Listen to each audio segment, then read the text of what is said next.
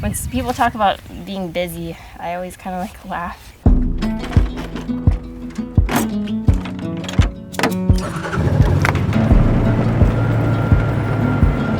Basically, I don't have free time, is what I like to say. So I nurse 3.5 days a week. So that's 3 12s and then a few more hours to get to the 40. Basically, when I'm not doing that, I'm guiding.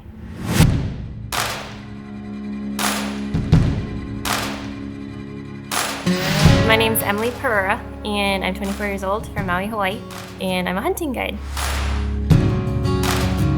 It takes a special person to be a guide, I feel like, because you are letting someone shoot maybe the biggest buck you've ever seen in your life. And there's something really special about that. It brings me so much pride. If I can get a hunter on a big buck, I'm like, heck yeah. Officially, I started guiding when I was 18 years old, but I have been out here since I was in a car seat.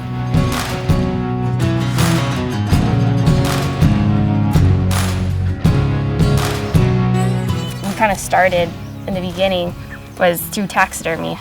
My dad had one of the only taxidermy shops on the island of Maui, and that's kind of how he's started his hunting business. From when I was little, I worked in the shop with my dad after school, passed him pins, passed him tools, and just watched him. And then once I got a little bigger, I would get more involved, and like I can mount a buck or a goat. It's a fun fact about myself, I guess, that a lot of people don't know.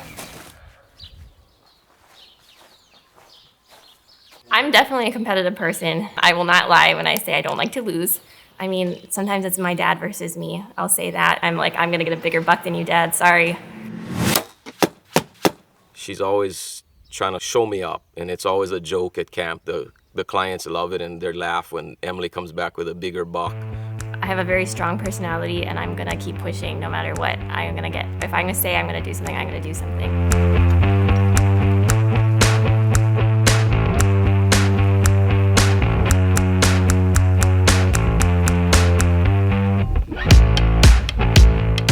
I just got my hunter safety card. I was 10 years old. And me and my dad went out. We walked in the forest right behind here, actually. And we bumped a herd of axis deer. And it was a velvet buck. He wasn't the biggest buck in the world, but he was my biggest buck. And I remember when I pulled that trigger and I saw him go down in my scope, that was probably one of the coolest feelings. Just because, all of our hunters shoot deer, and it was finally like my turn to shoot a buck. And I've been mounted in my room till today because it's probably one of the bucks I'm most proud of, even though it's not the biggest buck in the world. So.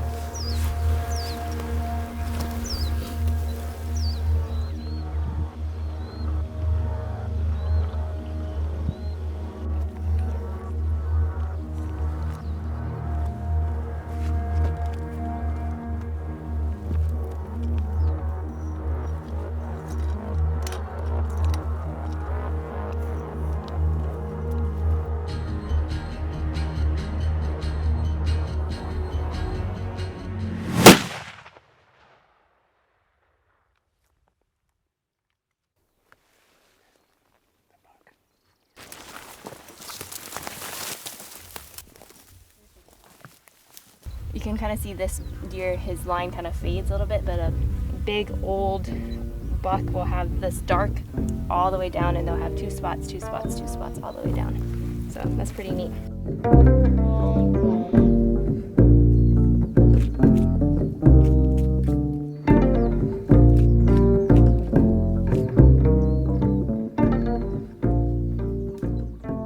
This is the secret right here. I'm telling everyone my secret.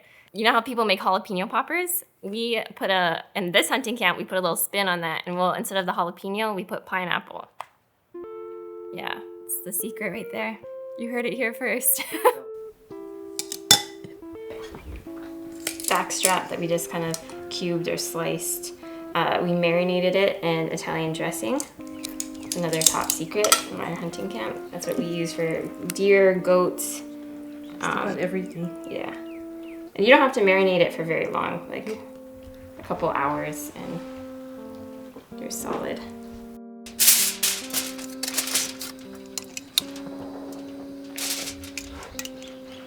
Back when I was in college, I lived in a house with 7 girls. There's 7 of us, and none of them hunted.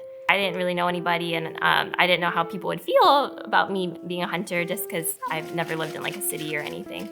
But I would tell people and they'd ask questions, and I felt like that was a good moment. But the best thing for me to kind of show people why I hunt was cooking. So I used to cook for our house, and I remember the first time I made axis deer stuffed with cream cheese, wrapped in bacon. So they ended up all trying it, and ever since then they were hooked on deer. So I think that's awesome.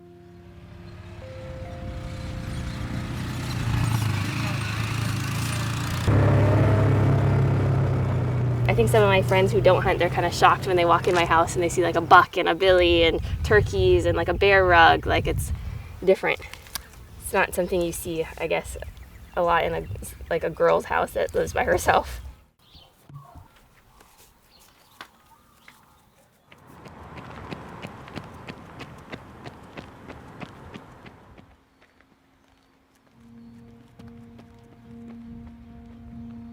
Last year, I actually had a heart problem. In November of 2020, I ended up having a procedure on my heart.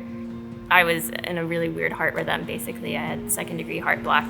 I was 23 at the time, and I run like 7 miles a day, so I was like, I'm not unhealthy. I mean, I love my Oreos, but I don't feel like that's really bad for you. I think that was really eye-opening for me, realizing that life is short. And from that kind of moment on, I decided that I just wanted to do what makes me happy, and that's being out here. So even if I'm tired, even if I just got off at 12, I'm gonna drive out here at 10 o'clock at night because I wanna be here because that makes me happy.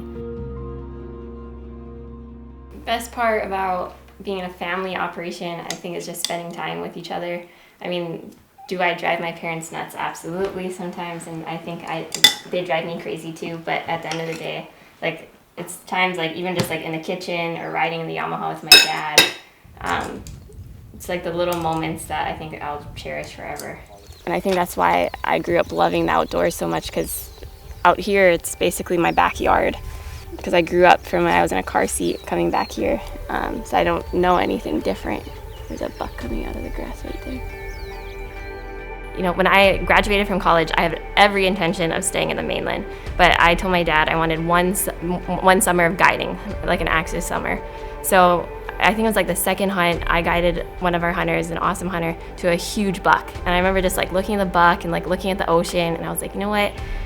I am so blessed to be able to do this every single day. And in that moment, I was like, I'm not leaving. And I haven't been back to the mainland since. There's just something about being a part of people's hunting memories.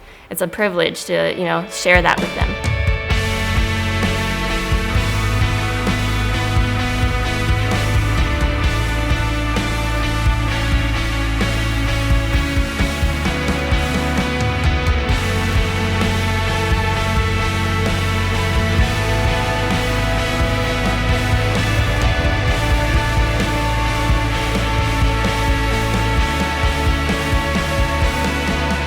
I get to hunt almost every single day, and a lot of people don't have the opportunity.